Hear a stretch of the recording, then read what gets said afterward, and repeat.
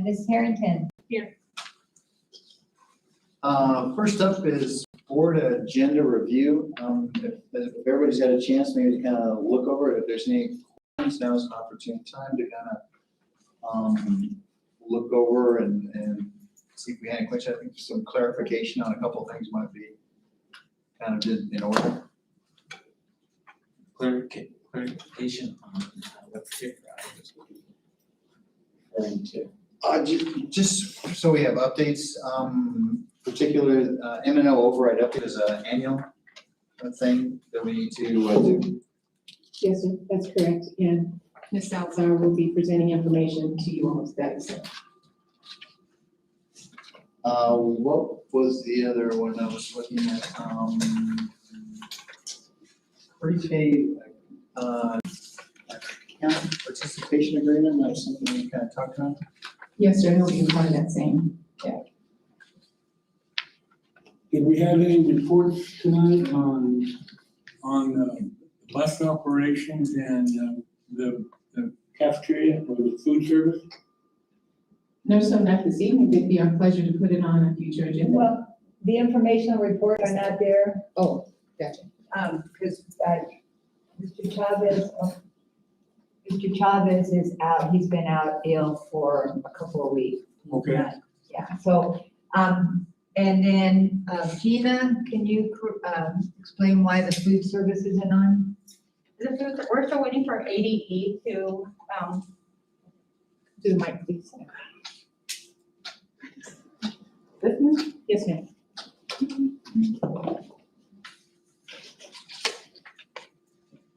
Thank you. Yeah, sure. We can But, keep it down. Yes, Yeah. Hold it. Okay, so we're waiting for ADE to approve our application still, so we cannot do any monthly reports until that is approved. And so that's why it's not included? Correct. Okay. Once Once you we- get that updated, then it'll be, Once we have it approved, we'll retro everything back. okay, and you'll update all the board at that point, send that information. Thank you. The other, the direct service contract, direct services agreement is an annual agreement. Gene, Ms. Salazar. under that one? the direct services prepaid agreement, Between Vail Unified and Oh, ourselves? yes, this is for our assist, they're the ones that consult, we are consulting with, Lauren Martinez. Works with Vail on our, student information data. Everything is reported to the state and APIS. This is the poor Vail principal that had the three guys march into her office the other day and with zip ties? I don't think so. I think that was elementary. Yeah, it was elementary.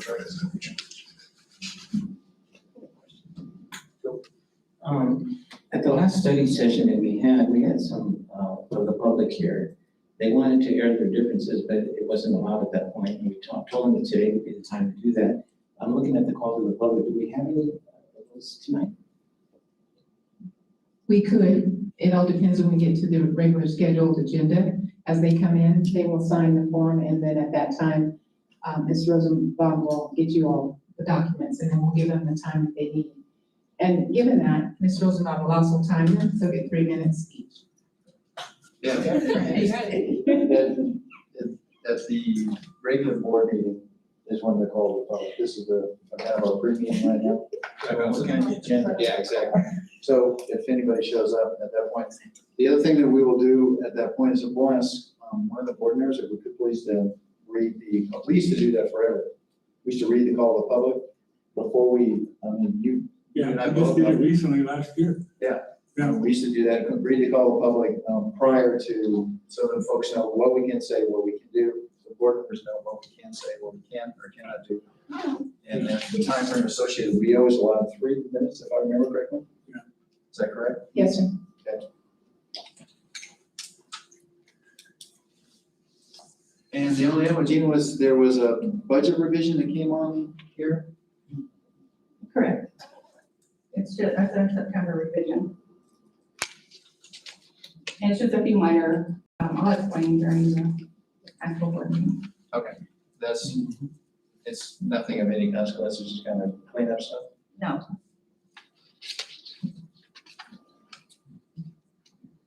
Okay, anything else in there?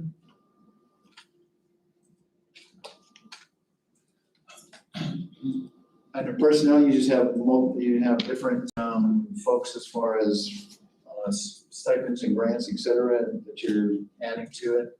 And then some other people that, for executive content, you have, a couple of them are hourly people. Yes, we've got a little bit of everyone for this board meeting, including those that are receiving stipends for extra duty.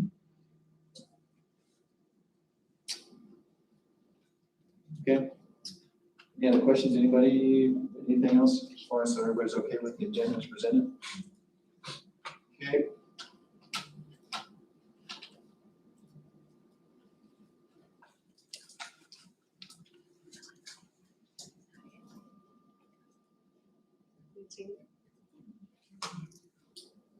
I'll just try to get back to that. So at this point, if we could please, we'll go ahead and with Principal Mapp here, if we could do the CGUH school improvement plan, please.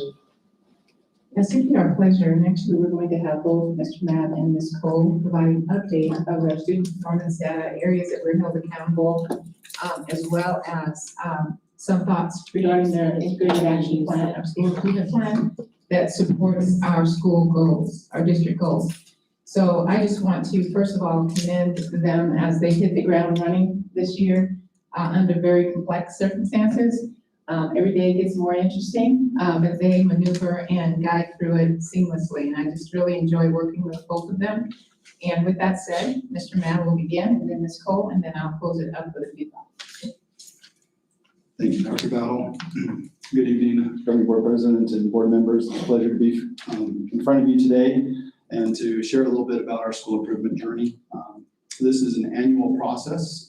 It's cyclical in nature, where it's constant improvement. So we're never done. It's a tireless journey as we look for ways to continue to advance and improve our student outcomes.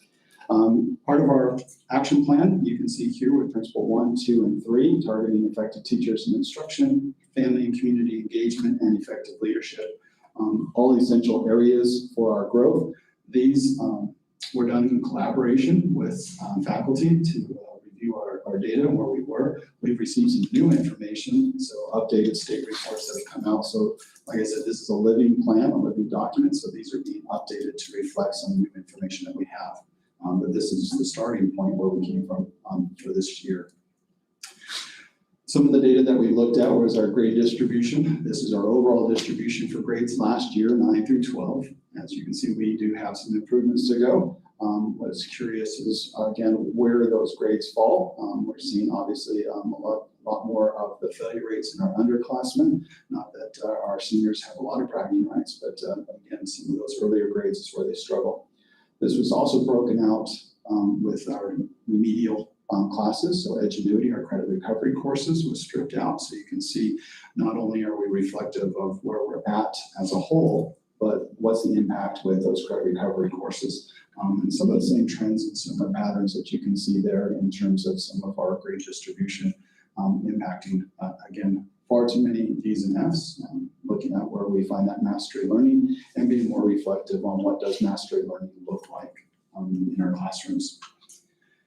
That grade distribution, when Edgenuity was examined for ELA, it was curious that our students in the under class grades, so those 9th and 10th grades, don't tend to be as successful. And it also raises some questions of reevaluation of, is Edgenuity as a program accomplishing what its intended goal is? And so that's something that we're reviewing and examining. You can see the same similar outcomes both in math as well as in science and social studies with similar patterns where there's not necessarily the pass rates that we would hope for in a credit recovery program. So just a question, so you're reviewing Edgenuity at this point. Is there a point where you'll come back to the board with recommendations, thoughts, et cetera? So I know that's something that we'll be examining more at a district level, and I'll let Dr. Battle share a little bit more on her updates with that. But it is something that we're looking at as far as whether it's Edgenuity and we just need to improve practices, or if there's a different model that we move towards. Okay. AZM2 was the last grade. This was an 11th grade test. You can see our results in comparison to Arizona. While we were all equally impacted by COVID, sadly, we did not perform as well as the state. You can see our passing rate was 23% in comparison to 32%. This is what our juniors took. So some growth that we were looking at and some strategies that we're looking at implementing this year. AZM2 is no longer going to be the test. That has been moved to the ACT. So when we start looking and hearing about it, ACT will be our junior year testing, just as a point of reference. You can see that it was examined by some of our different ethnicities and distributions. From here, some of our targeted populations for improvement are with our Native American students. And you can see that there's some disproportionate outcomes there with a percent passing. So we want to make sure that we are not excluding anybody and that we are making sure that all students have access to high rigor and quality learning opportunities. Math shares a similar story with Arizona at 26% and Union at 16%. You can see the distributions there between the minimally proficient, partially proficient, proficient, and highly. Of course, we want to be more in proficient and highly proficient. We're not there yet. So baseline data, journey to go. Certainly we have some targeted actions that we're looking at to try to help improve those areas. Same breakdown with ethnicity. You can see that some of those populations, again, are disproportionate in terms of some of those outcomes. So we want to make sure that we are providing the right levels of support for each of our students, regardless of their ethnicity or other subpopulation groups. This was also identified with free reduced lunch, our ESS population, and our ELL, our English language learners. And so you can see that the percent of that population as compared to their pass rates, with ESS being still minimally proficient at 82%, the bulk of them, and ELL at 100%. So we have some significant work to do with those subgroups to make sure that they are on par with their peers and make sure that they have access to that curriculum in an equitable manner. And just for clarification, this is last year's Correct. test during when we actually were back in session. We had kids back in, but it was last year's test during half the year that was under essentially remote. Right, last year's test, remote learning and the pandemic all inclusive. But certainly in comparison to our peers, when we were looking at, what did Arizona do under like circumstances, acknowledging that every school dealt with it slightly differently, but overall we all went through a pandemic together. So our hope is that we would still be able to find areas of growth and be able to accelerate and improve in those areas. Mr. Mayor? Yes, sir.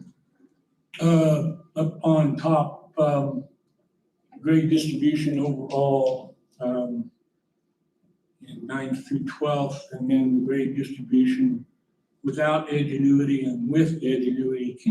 I know Edgenuity is a pretty valuable program for our district, and we've been using it for several years, but can you tell us what the impact is that makes such a difference in without Edgenuity and with Edgenuity? What is Edgenuity doing to those kids that there's that great of a difference in the scores? I think there's a number of factors. I don't know if I could articulate any one particular, but things that to consider perhaps are what can we do better in our tier 1 instruction to provide the right level of rigor and support before they get to a credit recovery need. And so we're examining some things on the front end of the model to help eliminate some of the need on the back end. So if we can support our students before they start to fail, rather than try to recover after they fail, I would say that's probably one of the biggest takeaways that we have coming out of this. So I'm not saying that we don't want to address it when it does become an issue. We want to give them opportunities to recover, but the more we can do it up front and accelerate their learning rather than remediate their learning, I think that's where most of the research shows the greatest progress is. And so those are things that we'll explore. Dr. Battle, I think we'll talk about it in a concept called MTSS, multi-tier systems of support, which will be something that we examine on how do we provide the right level of support at the right time for our students. But do you think it's worth the investment for the district to continue?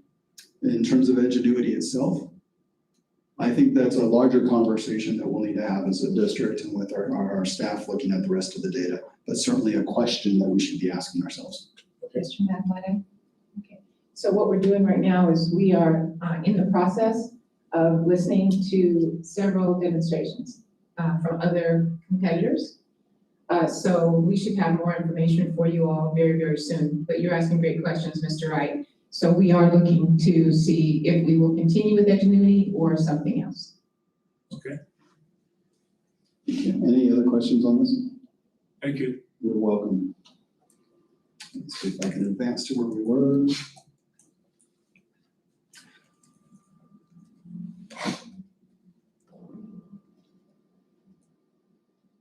So our graduation rates, again, when we're looking at a 67% graduation, there's some growth that we want to do. Again, this was during the pandemic. We can take all those factors into account, but we can do a better job. So we're looking at some strategies on how do we graduate our students and retain our students.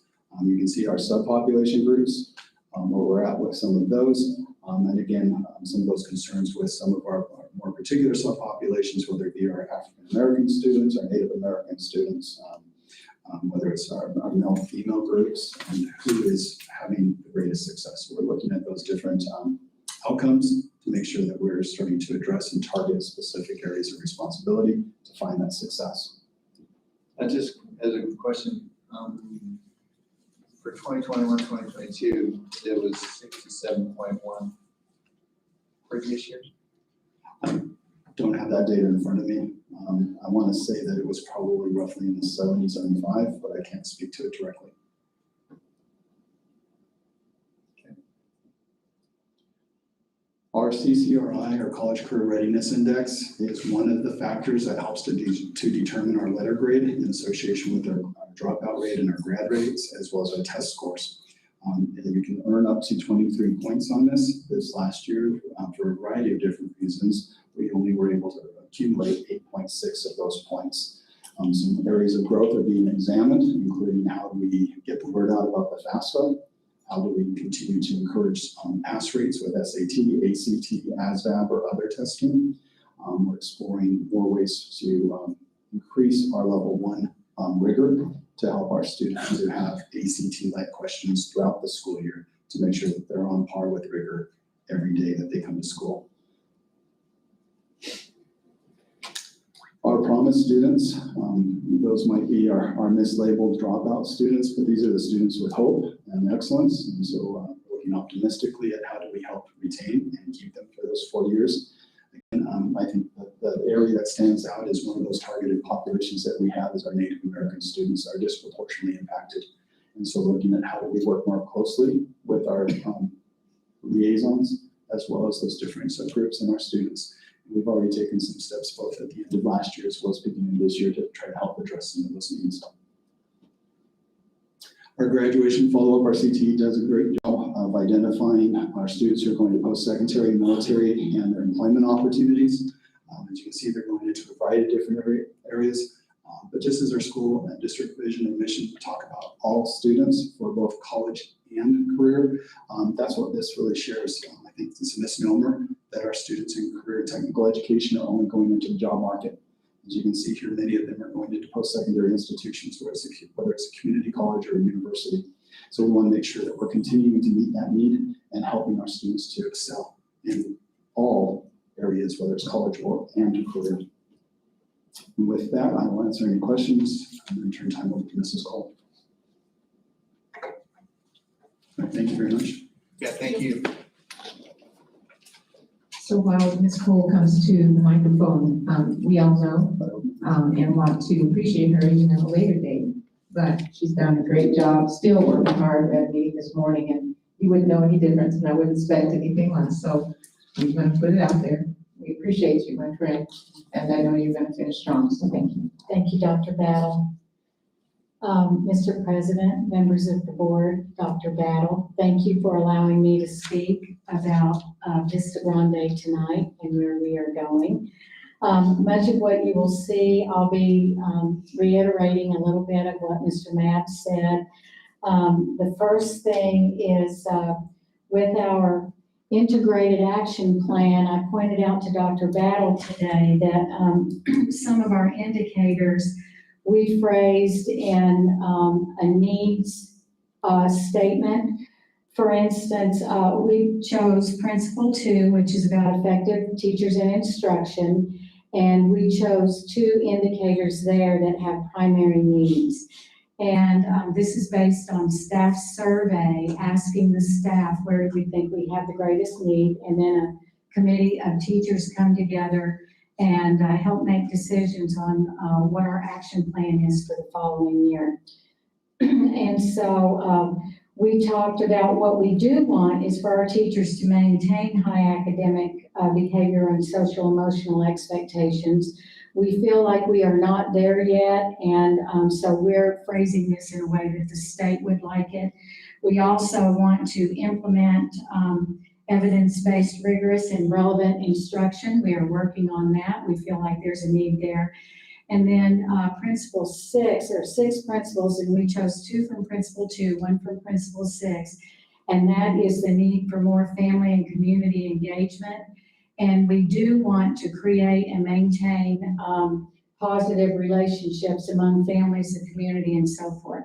When we submit this to the state, the reason you're seeing it written the way it is they want us to be very specific about where our needs are and what our problems are. So we see no need to sugarcoat it. And this is the way it's presented to the staff when they get to see the final result of what we're planning to do. Our grade distribution overall, first of all, includes the Edgenuity grades. And as you can see, and you will see throughout this presentation, that the lower the grade, unfortunately, the higher the D's and F's, and the higher the grade, the lower the D's and F's. So one thing this tells us our freshmen are struggling, and we want to see what we can do to work more with them to help them become more successful. As they move up, as you can see, things get a little better. This again, this grade distribution is without credit recovery, and you'll see the numbers are a little less alarming, I guess. And Mr. Wright, you asked Mr. Mab earlier about something about the difference there, and credit recovery students, which includes them in this slide, they tend to be struggling anyway. And so we've got to look at what Mr. Mab and Dr. Battle addressed, that we'll be looking for some other ways to approach them, because maybe with the current program we have, it may not be working quite as well. And then you can see our grade distribution with Edgenuity, English Language Arts. And as you can see, starting with freshmen going up to seniors, the numbers decrease, the D's and F's decrease. You may wonder why we're focusing so much on that. Those are the students that need our help the most. If they're getting A's, B's, or C's, then they're doing fairly well. D's and F's are a great concern to us. Math is the same thing. And of course, numbers tend to be higher in math with students who are struggling. And that's an area that we've been aware of for some time and continue to try to find different ways to focus on this and helping them. And then you see grade distribution for science and social studies also. Freshmen, again, and lower grades have higher numbers of areas that we need to help them with. And as they get older, maybe a little more mature, different factors we can look at, the struggle is still there, but maybe not quite as much. Our ELA for our 11th graders, comparing our students to the state of Arizona, percent passing last year for the state of Arizona was 32%. Vista Grande had 17%. Also, the breakdown on the populations, as you can see there are subpopulations. We are struggling very similarly to what Mr. Mab spoke about. We really need to work with our Native American students and give them see what we can do to find ways to motivate them and influence them in a positive direction. Also with math, we have the same thing. Over here compared to the state, the state of Arizona had 26% passing. Vista Grande had 10%. We've had some conversations about why these numbers are where they are, and we will continue because we certainly want them to improve.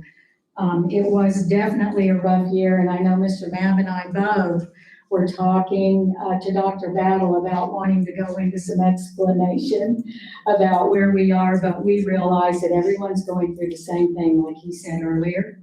We all went through COVID last year, and it showed up in different ways around the area. Principal Cole and Principal Matt, Kelly had brought up, and I think we've talked about it many times over the years, of figuring out what we can do to align, or at least try and figure out what we can do better for the kids coming out of the middle school, coming into high school, to have them either better prepared, or we know coming in the issue, potential issues, concern, et cetera, as opposed to being surprised and waking up to 80% failure in math, et cetera. Kelly mentioned this last week or previously, and over the years, we've mentioned this in the past also, trying to create some kind of relationship with the elementary school district. I think that Dr. Battle has and Dr. Gonzalez from the elementary district are working very well together. I'm going to put in one more plug for my babies that come from Toltec. The majority of our students come from Toltec students. And we also have students who come from Stanfield. And those are two separate districts that add 3 schools to Vista Grande. And I know that Dr. Battle is working on communications with them. I see some emails that she gets from one of the superintendents in particular. And they are students that really need a lot of love, especially where technology is concerned. And I know that Mr. Griffiths and his group have been working on that as well. A lot of them, I had a parent in today, or a grandparent in today, expressing concern about not having technology and our granddaughter getting behind in homework. I'm sure we both have those stories. And it's harder for our students who live out Hidden Valley, Stanfield, Tohono O'odham Reservation, or Nation, Toltec, Arizona City. They're out a little more and don't have quite the conveniences that our students do here in town. And to that point, and I know this is pre-Dr. Battle's arrival, last year there were some efforts. There's certainly a lot more that can be done. I think that articulation is incredibly important, so I appreciate your insights there. Obviously, we're not a unified school district with the elementary, so it creates its own challenges. And so the more we can increase that communication, collaboration, the more I think we'll find those wins. Last year, we did work with the elementary district, and we participated in some leadership activities and conferences for some training, so we were able to work side by side with them and make sure that we were on the same page. It was good networking. We were also starting to do some principal articulation meetings where we were able to start meeting with each group when we would tour different campuses in the elementary district to, again, start opening those doors. Greater collaboration is always a good thing, and so we look forward to seeing what those conversations and journeys will look like. Thank you. Yeah, I think honestly, Chuck and I, we've been talking about this this isn't something that's new. Right. We've been talking about this for 20 years. Yeah, Dr. Beebe, I think he made a pretty good inroad when he got here and collaborating with Dr. Gonzalez and beginning to get some alignment with curriculums and everything. But as COVID did to a lot of things, it kind of destroyed that. And we lost a lot of momentum there. And so I hope that Dr. Battle, as you mentioned, I hope she can reignite that connection with Dr. Gonzalez and start that process, or renew that process, or re-strengthen it or something. Because I think we were on a good good route there. We were really making inroads. Something happened and just, but talking about Tall Tech and Stanfield, I know all three of my boys came from Tall Tech, and that was back in the 90s. But I know they were historically very strong, strong school, Yes. and they sent us really strong kids. And I think that as Tall Tech expanded and took in a lot more kids, it kind of diluted that. But I know Alan Church and Dick Lesher did a really good job of maintaining that strength for the district. But it'd be nice if we get that back again too. Well, I think that can happen, and thank you for bringing that up, Mr. Wright.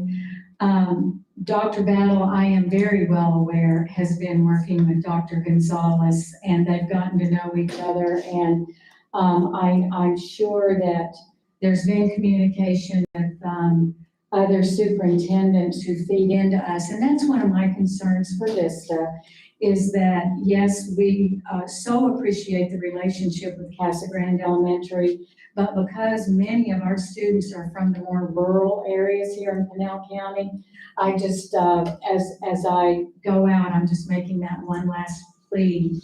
Please remember them as well. Keep them in mind also. Thank you. I think okay, on to subpopulations, a breakdown. If you'll notice up at the top, we have, we're showing a free and reduced student population of about 59%. And the reason that is important is because we are a Title I school, and a lot of the information that goes to and comes from Title I is related to this number right here. I am concerned that that's a little low, and we think that some of that has happened for a number of reasons. Usually when I'm interviewing people from out of state, I tell them that our free and reduced lunch population is probably around 67 to 70%. And in high school, a lot of students will not admit, their families do not want to admit that they are on free and reduced lunch. And thankfully, the federal government this year has allowed us to feed everyone. And I just think that's wonderful. That's where we should be. Okay, our graduate rate last year was about 73.4%, which is significantly lower than we had it pre-COVID. And we're hoping to bring that up again. And again, you see the breakdown of the subpopulations on the right. College and career readiness indicator, 20% of this indicator right here counts for our A through F grade that the state gives us every year. And we earned 10.6 points last year out for the 341 students who completed the graduation rate, who graduated, excuse me. And our promise students, we had about a 10% dropout rate, which again is a concern, and we're hoping that as we become more normal this year, if that's a word I can use, that things will, that number will drop. Also, our CTE department, as was pointed out earlier, does a very good job of following up on the students who went through the CTE program. And you can see the numbers there and how they compare to the other years. In 2020, we had a little bit less here and there, but we expect that to continue to rise as we get back to a more regular routine. Thank you. Ms. Cole, if you Yes, sir. would you go back to that very first slide, that integrated action plan? Yes, And just kind of, talk to you about it. yeah, just a little bit. Okay. Is it a template that the state provides and then you fill in? Yes, actually it is, and what we did from that is right there, the indicator 2.1 primary need, the way that it would be stated is teachers will maintain high academic, behavioral, and social emotional learning expectations for all students. when we write up what our need is, because you'll see next to indicator 2.1, it says primary need. So we're saying, what are we looking at? What is our problem that we're going to focus on? And so the problem that our staff, that we picked this one, we've picked it over the years because we feel like if we were there, then our scores would show that we're there. So the staff has said that we're not maintaining maybe as high academic standards as we could, and we need to work on that a little bit. So that is why it is phrased that way. This goes into the template, as you pointed out, Mr. Hennis, that we submit to the state. And then under that, there is a long laundry list of things that we do to work on and goals that we try to reach to do that. And you'll see there's a SMART goal under each of those. Let me use the first one as an example. Just a very quick, even though it says all teachers will participate in a monthly 10-minute mini lesson related to best practices and implement the material covered in their classrooms, that sounds very simple, and it is, but the description of things that we're doing is pretty extensive under that. What's that 10-minute mini lesson look like? How's that going to be implemented in the classroom? What are we doing to show that we're actually doing it? Showing success. Is it working? Is it not working? Those kinds of things. And there are many, and we just chose one quick SMART goal to put there. And next year, they'll probably be a little different than this year. I hope that answered it, and I know it looks negative, and I apologize, but we wanted to show you there's no need to candy coat it. This is where we are and what we're trying to do. Yeah, no, that, I remember we talked about that, or in previous years, we talked about that there was a template that was available through the state. Now, Cass Grant Union using us the same, not using the same thing. Yes, using the same template. I've seen bobblehead, yes. Yes, using the same template. Yes, there we go, thumbs up, winner. And so you would have kind of the same-ish type answers along with this, or in a different subject or something like that? You would?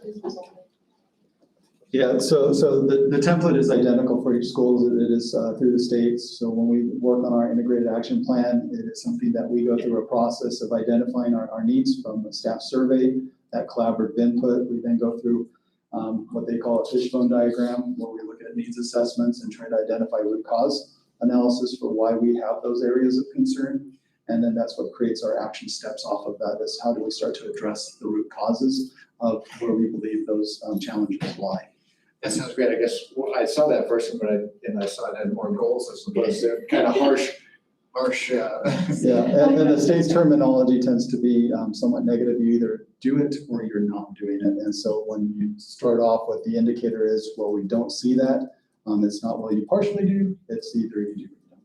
And we both put our goals up, but I went ahead and put up where our problems are, so you could see. And I apologize if that came across as a little shocking or whatever. I just, it's what our staff is aware of, and we like to name it, so to speak. I tell you, I appreciate it. It's better to have that and know that and see that you're working towards improving something as opposed to, sugarcoating not the word, but just, we appreciate that. Thank you. Thank you. Thank you both very, very much. So I get to kind of share and answer a few of those questions. Actually, I wrote some notes down from your questions that you asked.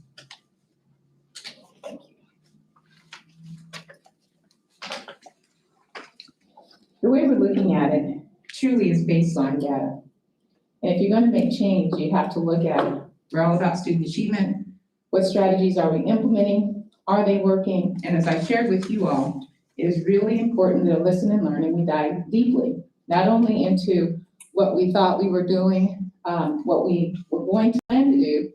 Now, what happens in the spring is prior to any student performance data coming back from the state. So both campuses are going to revisit their integrated action plan now that they have clear understanding what their student performance data looks like. And some of the SMART goals may remain the same and others might look a little bit different. And that's okay. As you heard, it's a dynamic process. And it's important that we see improvement rather than working towards a different end We want to work towards the goals that support our district as well as our school goals. So what I'm going to share with you is a little bit of a broader picture relative to where our students are going. One of our goals as a district is that we have students in evidence of college and career opportunities. So the chart on the left shares 106 students. That's 84.8% of the students attended at least 2 semesters of a university, okay? 19 students, which is 15% of students attended part-time. So the chart there represents the number of students who are going to post-secondary schools. And then below that are the community college data, 48% or 49 really, with 61 students had transfer credits from an AZ community college. So we're going to have continued dedicated effort to monitor those students in a timely manner, but that's the data that's available, and it's probably a couple of years in the rears. However, the GPA range, I was able to get this data through an individual at the State Department, spring of 2020. It shares the reports, the grade point average, and the number of students in each one of those categories. So you can see that the students that are attending the university, good news is that they're not doing that badly. If they get there, they're performing. So we just have to figure out what's the gap between those that are going to school and maybe their performance is not as stellar as they could have in the high school. Not sure, we've got to unpack that. And then we see what our ethnic and race breakdown is in the universities as well. And then below that would be the gender. And then lastly, on the bottom part, 2017 graduates, 125 students attended Arizona universities. And those universities are represented on the right-hand side.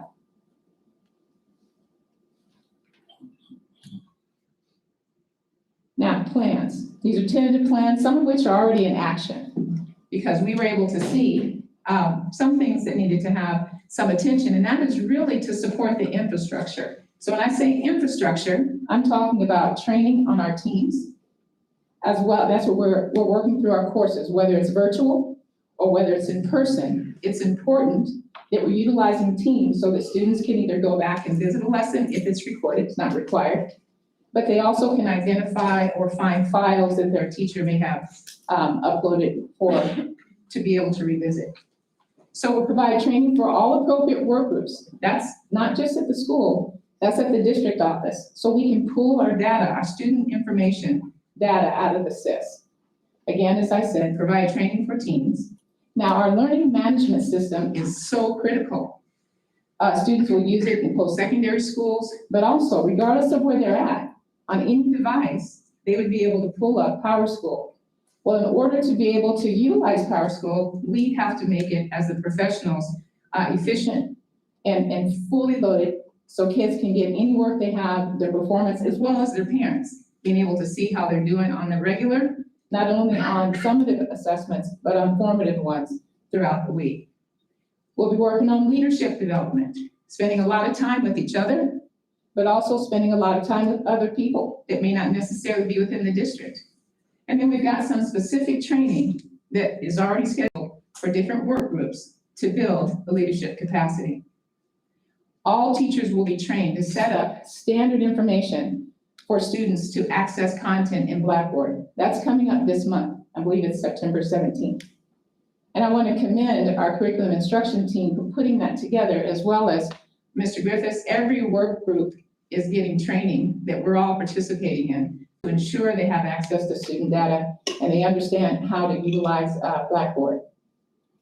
Regardless of the instructional setting, all teachers will maintain learning in the LMS.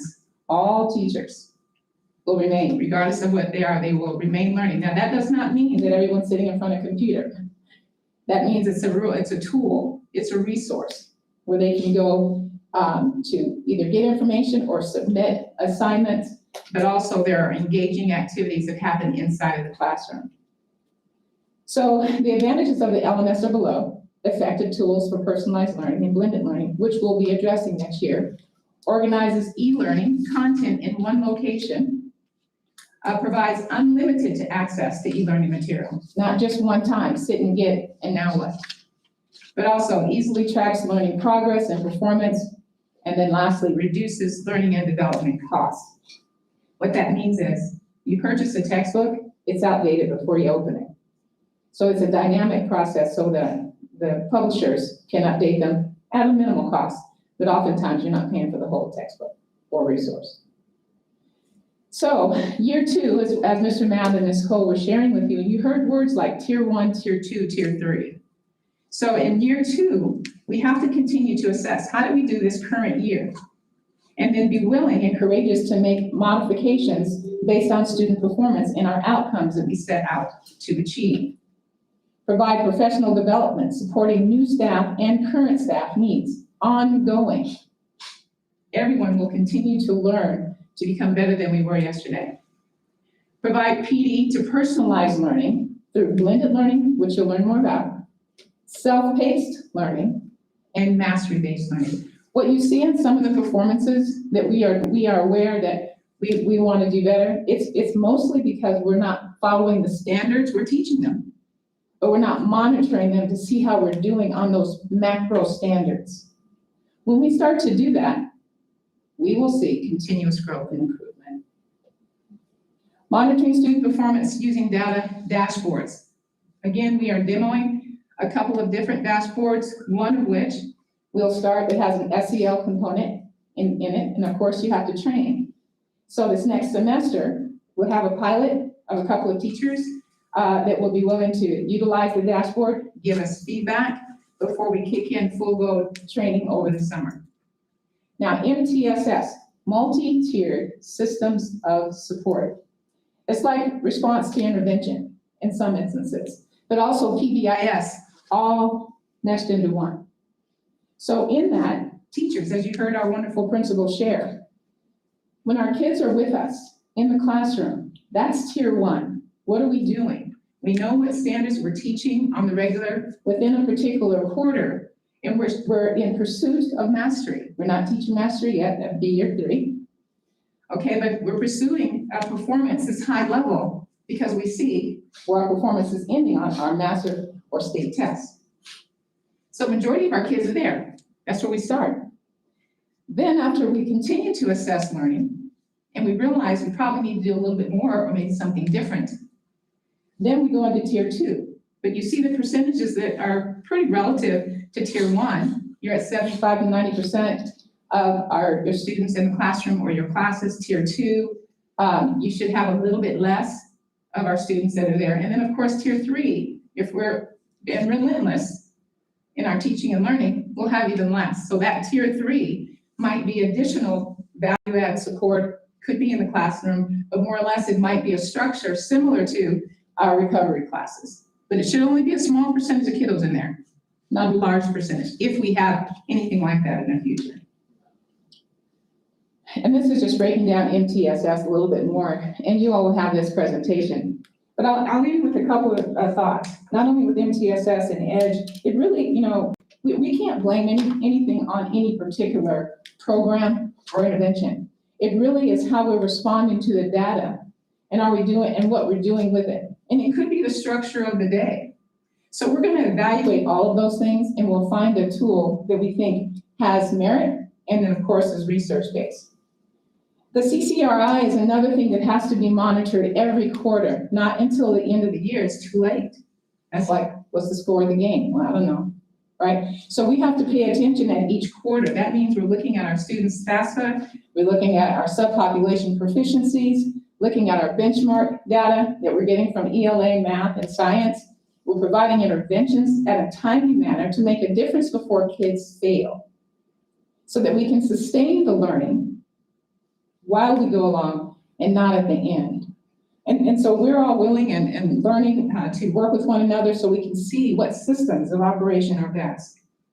And then there was a question about attendance, I believe. So we're going to be monitoring attendance more frequently, working with the academic principals so that we can capture the kiddos that may have difficulty getting to school or motivating them to get to school. But again, being responsive in a timely manner versus at the end of a quarter or semester is, is not very good, results. There's not good results that come from it.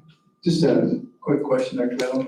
On the universal screening of all students. Yes, sir. I mean, can that be done in a timely fashion before kids, everybody sets up their schedules and gets all, excited and I've got PE and I've got band, I've got this, I've got that, et cetera. But where are they at as far as math and all the other ones? Can that be done in a timely before everybody gets, locked into schedules?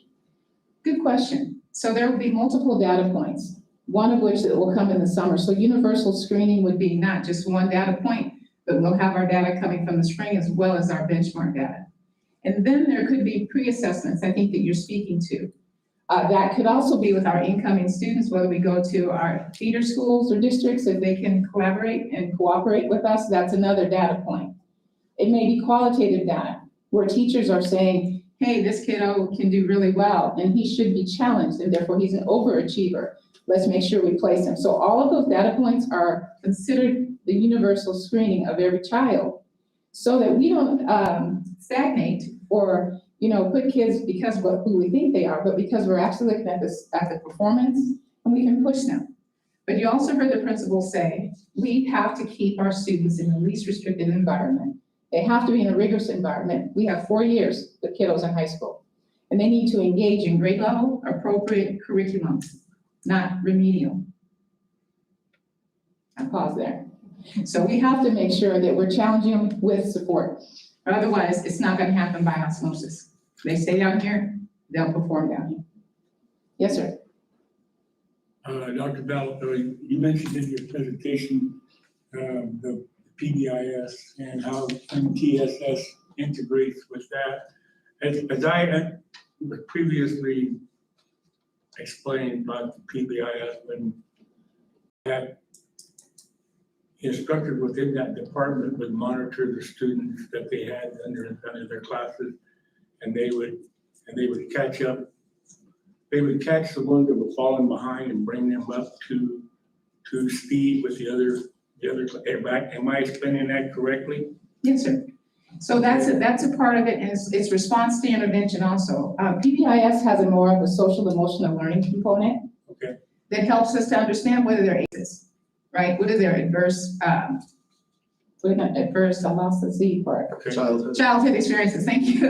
All right, so with that said, we may have some kiddos that have just some background, doesn't mean they're not able. Okay, so the MPSS is going to strengthen that process? It's kind of a combination of the two, yes, sir. So it's a system of support. Okay. So we'll look at all of the data and make sure that we address each individual student from a committee effort to help them improve academics. So what was the weakness of the current standalone PBIS that the MPSS is going to pick up? I wouldn't call it a weakness. PBIS is a very good and strong program, but it doesn't combine, if you will, the academic component as strong as MTSS. This is being supported by ADE and across the nation, actually. And systems like this have really shown to do quite well for schools. Okay, thank you. My pleasure. Anything else? Any other questions? Sure, appreciate it, and look forward to seeing, another, a little bit further down the line, how we're meeting or reaching these goals, or what we're doing to continue some updates as you go through the year, et cetera. Glenda, I know this is, our opportunity right now. I want to say thank you from all over the board. I appreciate your time with the district and your care and love for the kids and the community, et cetera. And we just appreciate everything and know that you have a strong staff coming up that will jump in and cover things and make sure this brand continues in a strong, positive way. So thank you. Thank you very much. Seeing nothing more to come before, we'll go ahead and adjourn the beginning meeting, and then we'll move into the public meeting here in about 2 minutes. Good, please.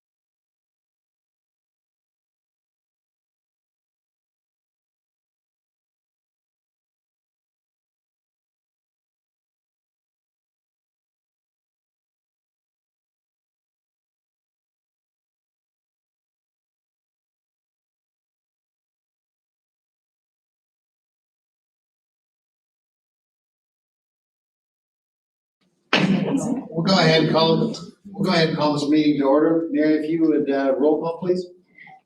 Mr. Kirby? Here. Mr. Wright? Here. Mr. Lopez? President accounted for. Mr. Hannah? Here. And Mrs. Harrington? Here. We'll stand for the pledge of allegiance, if we would, please. I pledge allegiance to the flag of the United States of America. I lost one.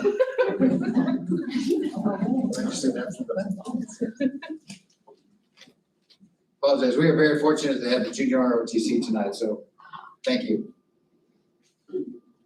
Color guard, unaccented hut, forward, arms, forward, march.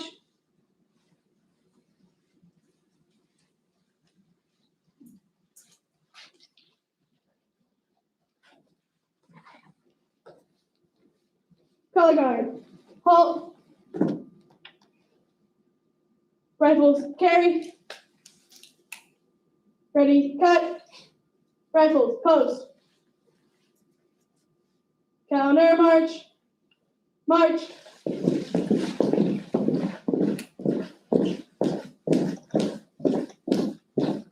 Color guard, halt.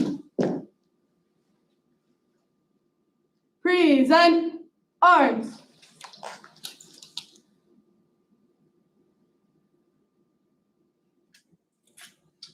If you would join me, please. I pledge allegiance to the flag of the United States of America and to the republic for which it stands, one nation, under God, indivisible, with liberty and justice for all. Allow just a brief moment of silence if we could, please.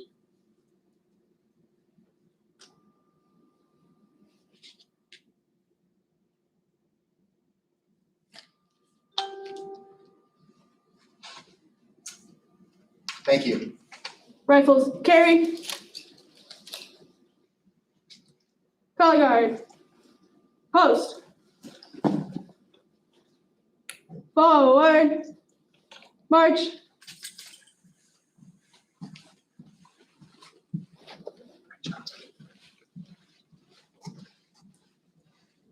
Color guard, halt. Color guard, halt.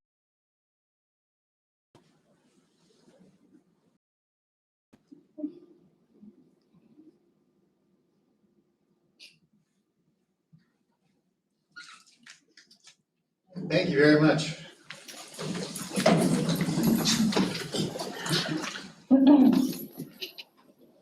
So we are very fortunate at Castro Union High School at the district, and Mr. Grandi also to have a very strong ROTC program, and been very fortunate over the years with great leadership with that. We're down to item A, which is to adopt the agenda. Again, please to adopt the agenda as presented. I'll second. I have a motion by Chuck and a second by Taylor. Any other question? We'll call for the vote, please.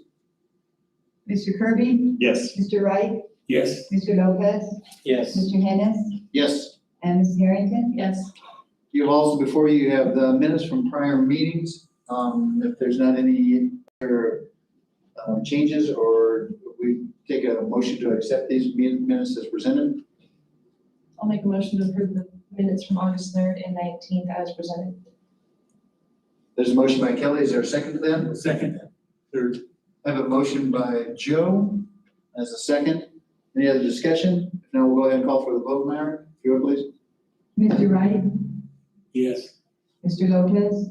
Yes. Mr. Kirby? Yes. Mr. Hannah? Yes. And Mrs. Harrington? Yes. Thank you. We're down probably to the best part of the night, students of the month. So if we could get presentations, whoever's going first tonight. I'm sorry. Oh, no, you're okay. I was. No, you go. I'm excited too. I'm excited for you. You can do it at the same time. Okay, Mr. President, members of the Casa Grande Union High School Governing Board, Dr. Battle, I would like to present our Rotary Club Student of the Month, Miss Delaney Dickey. Delaney is the daughter of Tara and Joshua Dickey. I believe her mother is back here. And Delaney is currently president of Thespian Society. And I believe you have been active all 4 years, is that right? I thought I've seen you in a few plays over the years. She is president of Skills USA. She is currently also president of Key Club, member of National Honor Society, Link Crew, which is our older students helping younger students acclimate to high school. She's a cheerleader. Some of her accomplishments consist of, she is president of the Governor's Youth Commission. She is also on the Casa Grande Youth Commission and is president of that. We both discovered that we were Girl Scouts from the time we were in second grade until she's a senior in high school. So I'm so happy to have that little connection with her. She's undecided as to what four-year university she will go to, and I'm sure that that is because she will have many offers coming in. Her undergrad major, she hopes, will be International Affairs and Global Studies. She's looking for a graduate degree in law, and her career goal is to work in law and politics, hopefully going to eventually run for public office. And I can tell you, since she has been with us, that she has already put a little bit of that into practice. She keeps us in check at Vista Grande, and I'm very proud of her. I just want you to know. Okay, and I'd like you to say hello to Dr. Battle. Congratulations. And please walk around. Yes, sir. I would like to add that Delaney Dickey was one of our first Junior Voices winners for our Future Voices program. So now she's a senior and she's going to be qualified to get for the Future Voices Scholarship. So Great. we've been watching her a long time.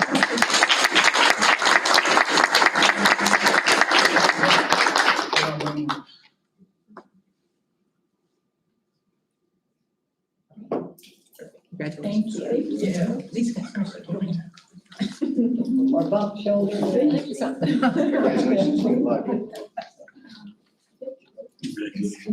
Congratulations. It's just like mine. No, that's a different presentation. Let us know what you're running for so we can vote for you. I'll keep you guys posted. We're looking forward to an honest politician.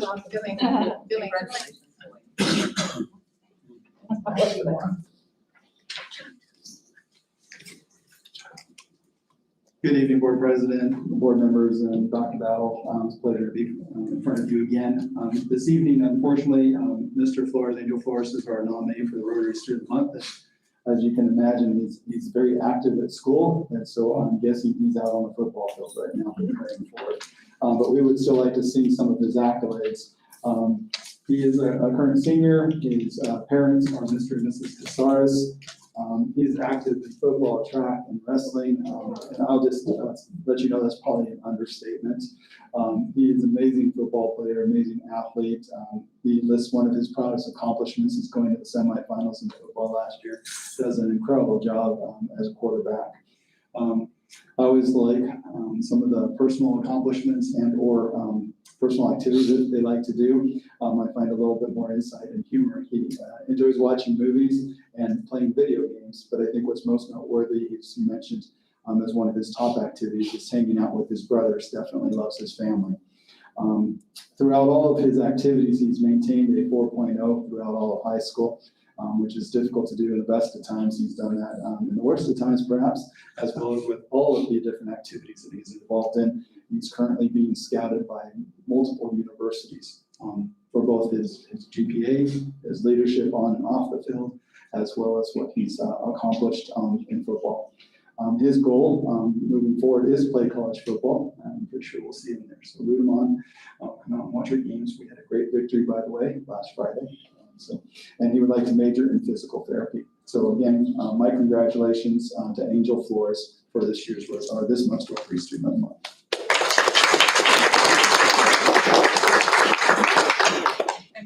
Oh, I'm so sorry. Give you a round of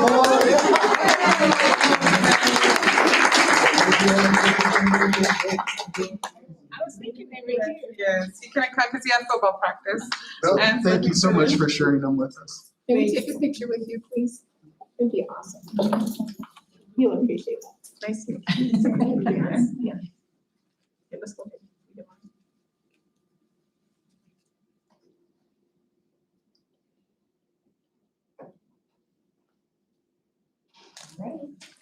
Thank you. Great work. Thank you.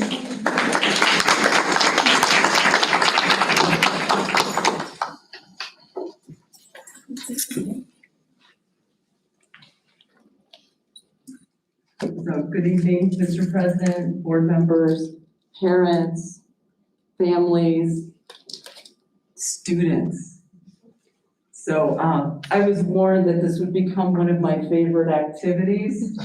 And this is my first chance as CTE director to start handing out awards to students, and I tell you, I'm already in. So I'm gonna start with the CTE Student of the Month from Vista's Tech Theater Program. That is Marina Wells and her parents.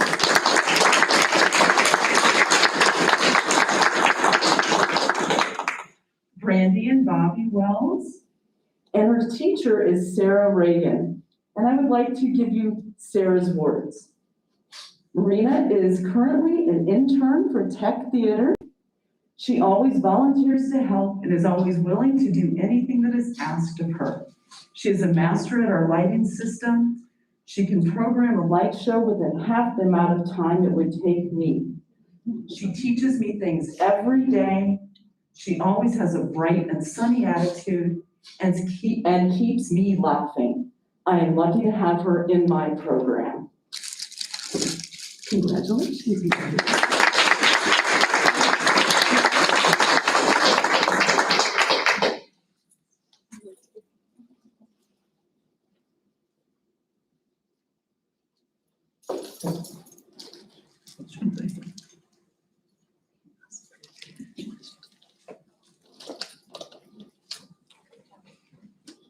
Great job. Nice job. Congratulations.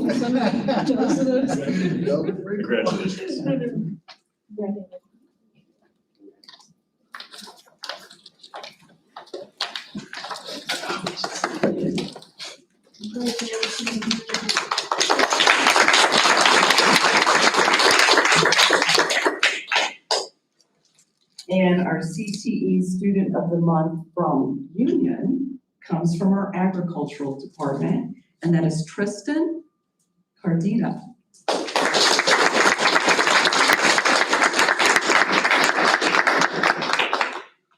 He was nominated by Mr. Casey Farnsworth, and I would like to use Casey's words right now. Tristan is a freshman in the agriculture program who is enjoying his time inside the classroom and outside in our land labs. He brings a positive attitude with excitement to learn by doing, as he is always ready to step up to the challenge and complete daily tasks, whether getting our garden prepared to plant or memorizing the FFA creed. He sets a good example to his peers and ones they can look up, and he is one they can look up to. Tristan has been involved as a student intern in our program's Cougar Country Market, and he is trustworthy, loyal, and always willing to lend a hand where needed, gaining hands-on, real-world experience in our program. He has developed a foundational supervised agricultural experience and has clear career goals of what he would like to pursue after high school. He's an exceptional student who I'm proud of as he starts this journey in the agricultural program and looks forward to becoming an active member of the Casa Grande FFA.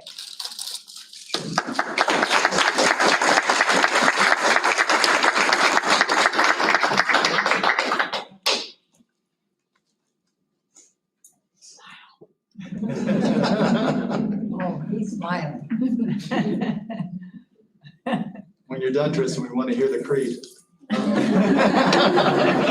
Challenge accepted. Congratulations. Good job. Congratulations, you're a big contributor. Congratulations.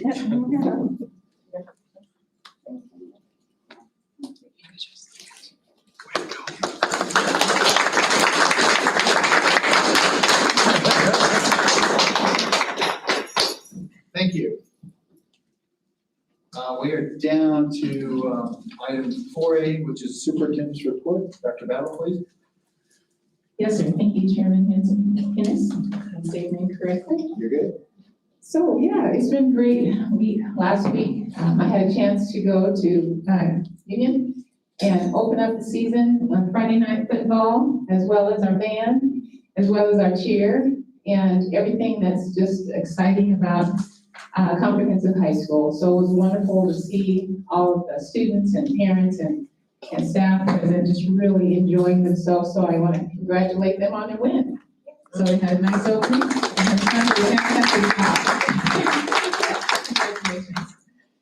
Along those lines too, I had a chance to meet with this wonderful team. For those of you that were able to participate, we had, if you will, opportunity to get to know one another with a member of the asthma organization. And I just want to thank you all again for participating, and we were able to talk about team management styles. So, which is important as we continue to work with one another. We know each other a little bit more, and we'll be able to do the same with Mr. Wright and also with Ms. Rosenbaum. So we'll be able to get that information so we're all on the same page as we move forward together in leading this organization. Otherwise, I would say a lot of hard, wonderful work. Again, you can't do anything by yourself as a leader. It takes team. And truly, you all have hired some exceptional leaders in this room, as well as I get to work with on the regular. And so there's not enough that I can say about their commitment to student achievement, their commitment to teacher development, their commitment to this organization's strategic plan and priorities. So I commend you all for allowing me to work with such an amazing team. So that's all I have, Mr. Hennis. Thank you very much. Thank you very much. We sure appreciate it. It was a good evening of just having a chance to kind of get to know personalities and to get a kind of feeling for just, and I don't remember the lady's name who led us through there. Nikki Whaley did a very nice job with us, so just kind of walking us through getting to maybe even kind of bringing out some things in our own personalities we didn't know. So, thank you very much. We're down to B, which is M&O override update.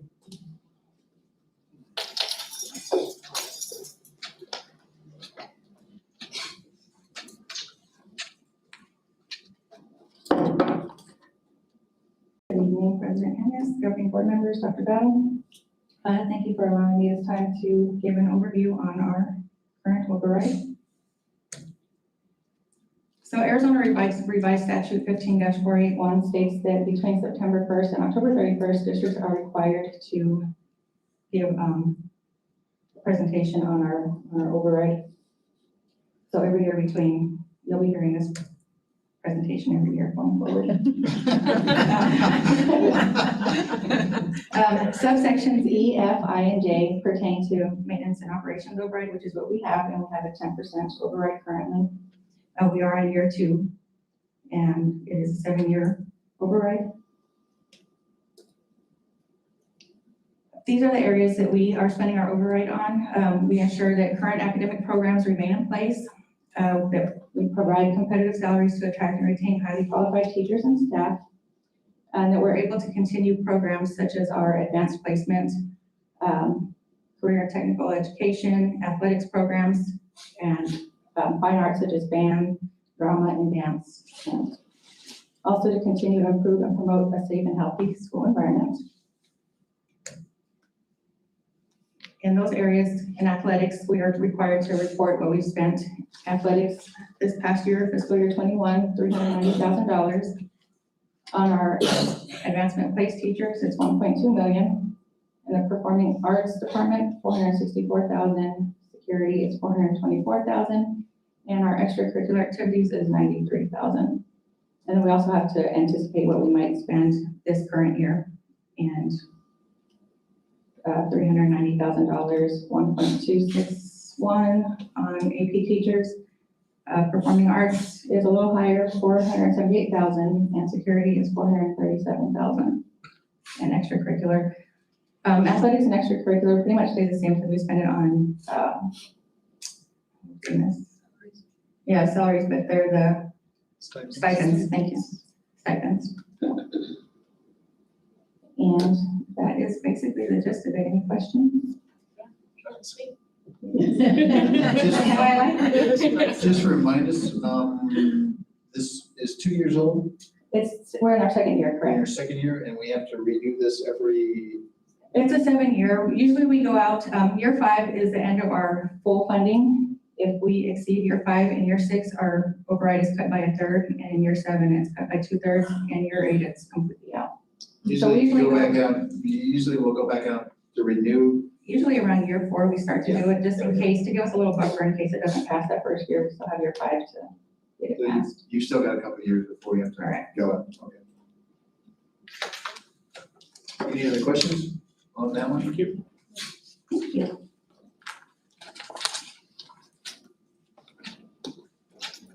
We are down to call to the public, and we don't have any cards this evening. Okay, so, okey-dokey. We'll go on down to, item 6, matters of board action. We're down to item A, public hearing, instructional time model. Yes. Thank you, Mr. Hennis. So what we are required to do with HB 2862, if we want to be visionary and think ahead, and this is not required, but we've experienced the last year and a half that we've had to pivot out of educational and instruction that is face-to-face. Last year, you all were able to experience hybrid and then also virtual and in-person.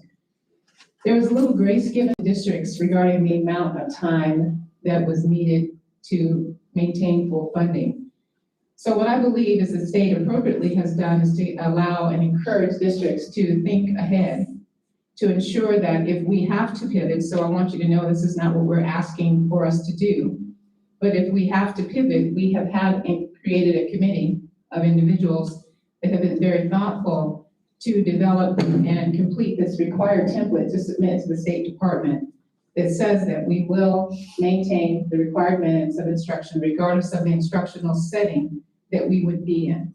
So again, it's not a commitment that this is what we'll do, but if we do, then we've been able to design and complete the template as such. So there are 2 hearings that are required, and then the board would need to vote on this instructional time model set out by the state. So this will be the first reading of the HB 2862. But this will be the first public hearing. Okay. So then we would have another date that we scheduled the latter part of this month. So is there any action due on this? No, this is informational? Yes, Okay, opportunity for the public to see, it'll be published, and they would be able to answer or ask questions throughout until the next hearing. And then there would be an action item on the agenda. any other questions or? I have a quick question. Does this also pertain to students that would be out on quarantine?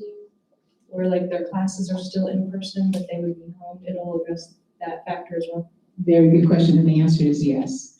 So the creative ways in which, as we talked about in our presentation, using Teams, as long as we documented that we could use that time, and I'll give you, for example, weekends, projects, submission, attendance, they all would be counted towards our instructional minutes.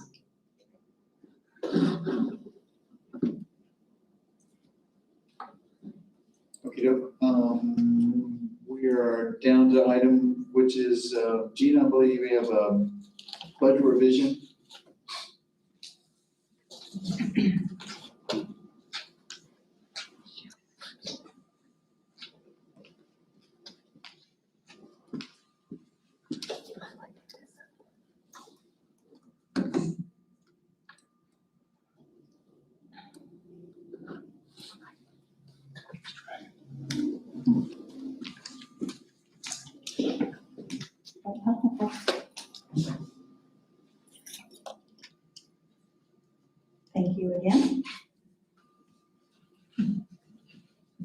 Harry, I can't see it on my screen.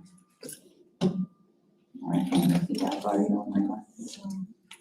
So you're just gonna.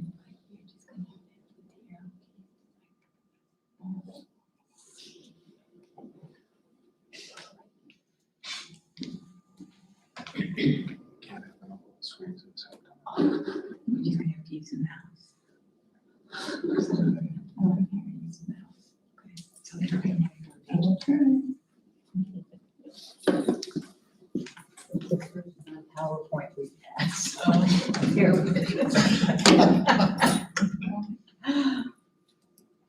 can see. I can, just this mouse is a little sketchy. Okay, so typically we wouldn't be doing a revision in September, but the state was late in getting their budget approved this year. So we had already had our adopted budget approved with the district before they even released their budget. So we had to go back out, and there's a few items that changed with the state, such as and I'm gonna start. I kind of highlighted where the changes are. So our base level amount, it has increased. It is now $4,455 per student count. And I'm sorry, this is so fidgety.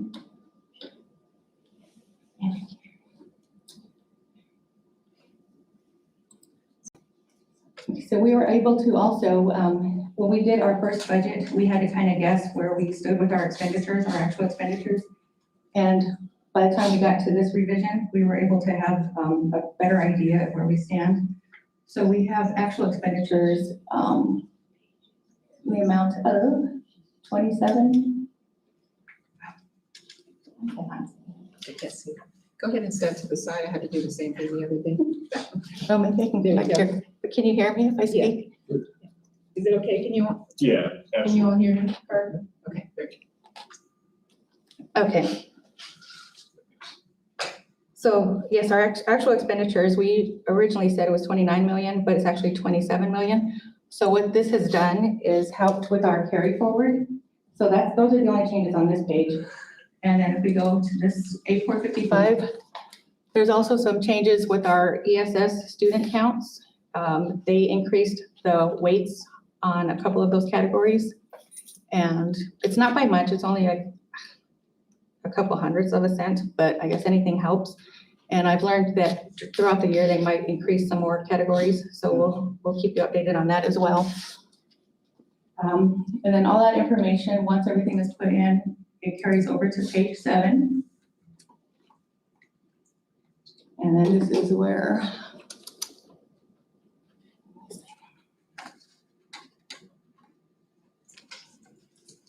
okay, so the revenue control limit, it changed from 25 million to 26 million, and that's because of the change in the base aid and the student count aid.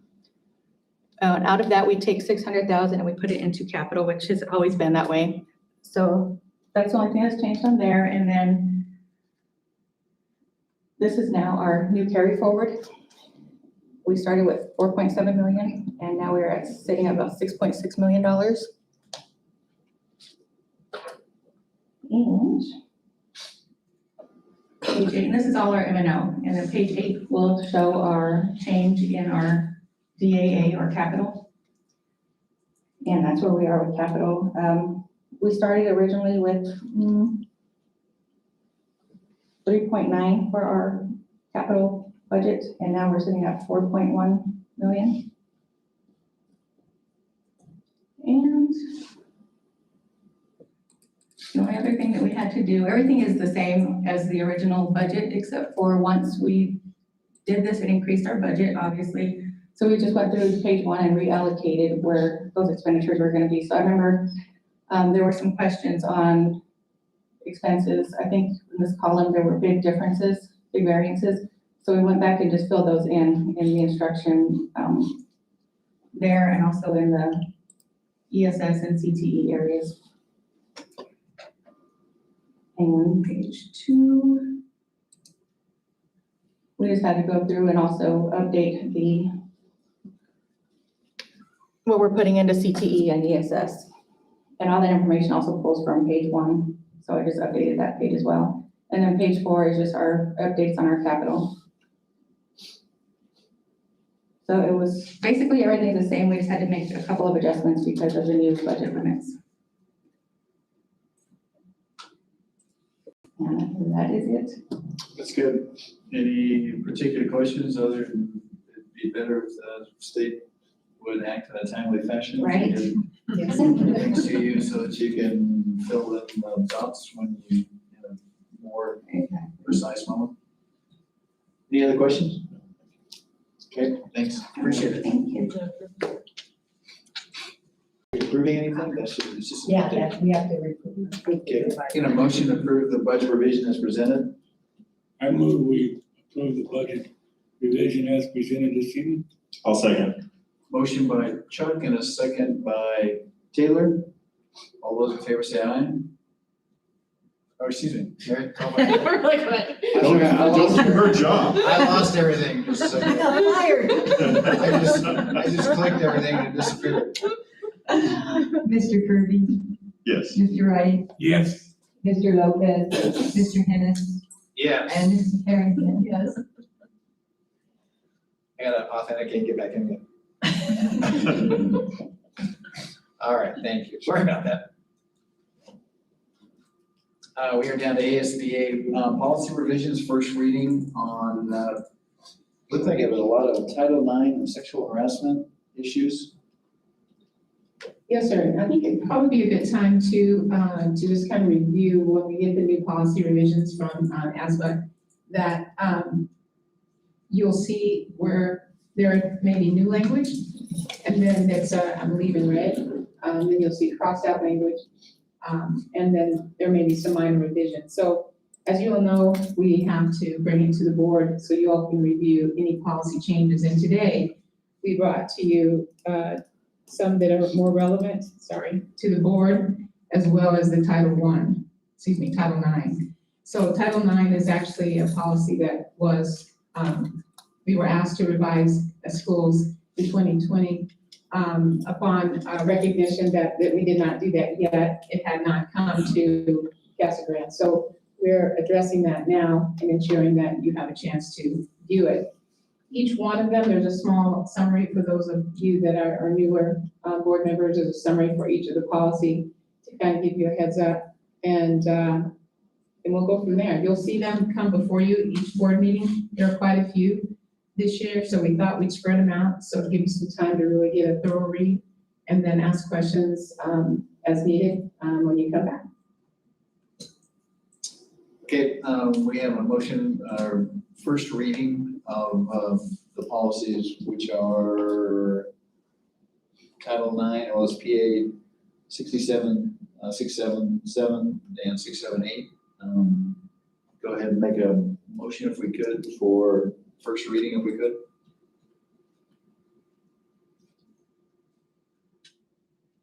I move that we adopt the first reading of the 4 policies listed. Second. There's a motion by Chuck and a second by Joe. Mary, any other questions? Not call for the vote, please. Mr. Kirby, Yes. Mr. Wright, Yes. Mr. Lopez, Yes. Mr. Hennis, Yes. and Mrs. Harrington. Yes.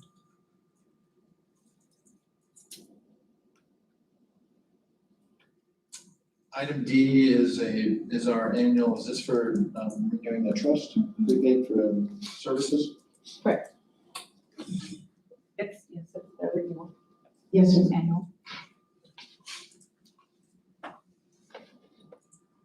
Any questions in regard, this is an annual agreement between ourselves and the trust for the insurance, legal, et cetera, that we use the trust for? Are there any other questions or discussions? If not, we'll take a motion if we could, please. I will move to approve the prepaid account participation agreement with the trust for fiscal year 2022 as presented. I'll go ahead and second. There's a motion and a second discussion? Can you just briefly describe what this prepaid account is for? Examples? It's our insurance. The So we insurance? just prepay it and we get a bit of a Okay. discount for prepaying. Any other questions? If not, we'll go ahead and Mary call for vote, please. Mr. Kirby? Yes. Mr. Wright? Yes. Mr. Lopez? Yes. Mr. Hennis? Yes. Mrs. Harrington? Yes. You have before you item E, which is district hearing officers. Dr. Battle, please. Yes, we hope we have none for long-term suspensions or expulsions. But if we should, we want to make sure that we have board-approved hearing officers to utilize as needed. Okay, you have a recommendation by the superintendent to approve the following people: Dr. Maria Bersin-Rascon, Ralph Varela, and Ms. Andrea Turan would be the district hearing officers. Is there a motion to that? I'll make a motion to approve the following hearing officers as presented. I will second that. There's a motion by Kelly and a second by Joe. Any other discussion? If not, Mayor, we'll call for the vote, please. Mr. Kirby? Yes. Mr. Wright? Yes. Mr. Lopez? Yes. Mr. Hennis? Yes. And Ms. Harrington? Yes. Item F is the direct services agreement, Dr. Banner, which is an annual between ourselves and Vail District. Yes, sir, as we work through our SIS and with one of our staff, we utilize their services to consult. Okay, there's approval for fiscal year 2022 and 2023, and this is for our services we use with Vail Unified Outreach Program. Is there a motion to that effect? I'll make a motion to approve the fiscal year 2022 and 23 as presented. There's a motion by Kelly. Is there a second? I will second that. And Joe's second. Is there any discussion? If not, we'll go ahead and call for the vote. Mary, if you would, please. Mr. Kirby? Yes. Mr. Wright? Yes. Mr. Lopez? Yes. Mr. Hennis? Yes. And Ms. Harrington? Yes. You have before you, because of fall break. Go ahead. Yes, sir. So what this item, agenda item is asking, with fall break being October 4th through the 15th, and the first Tuesday is the 5th, the closest date to have meeting is September 28th, and also it will serve as an opportunity to revisit our mask requirement prior to the 29th. Okay, need to adopt this, if we could, please.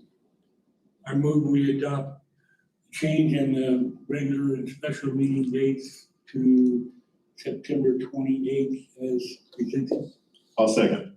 Motion by Chuck and a second by Taylor. Any other discussion on that? If not, Mary, if you call for the vote, please. Mr. Kirby? Yes. Mr. Wright? Yes. Mr. Lopez?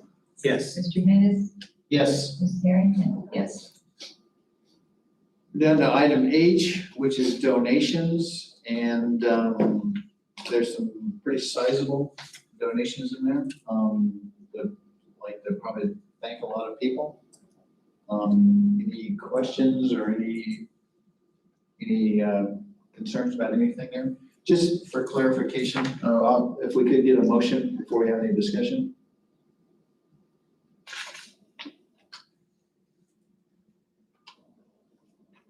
I make a motion that we accept the donations. I'm gonna read. Sure.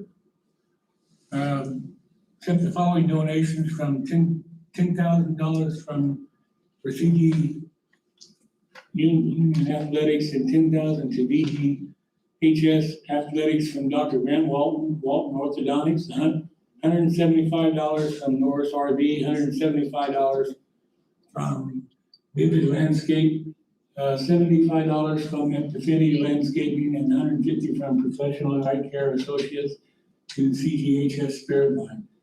113 by 20 polygon sign is sponsor valued at $600.32 from Radius Digital Printing to CG Athletics, 150 from Allen Riley's to CG Spirit Line, 150 from Arizona Discount Water Incorporated to CG DECA, $200 from Midway Diesel, 50 from Dr.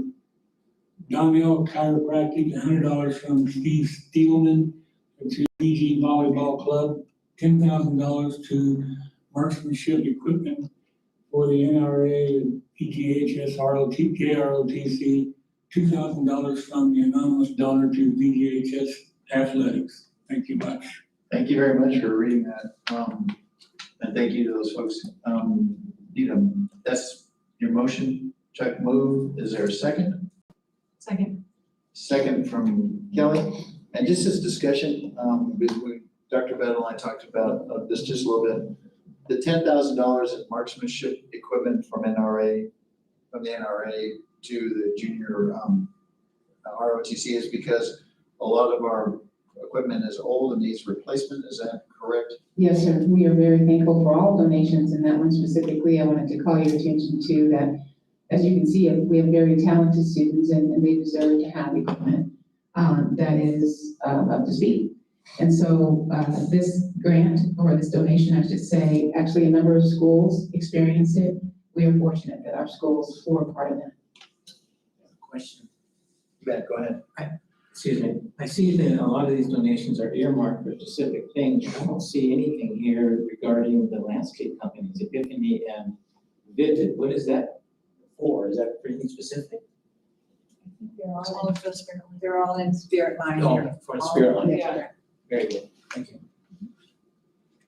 That's great. Just so that everybody knows, all of the equipment, rifles, et cetera, are kept, the ROTC are maintained that, are locked and kept and separate, et cetera. This is correct.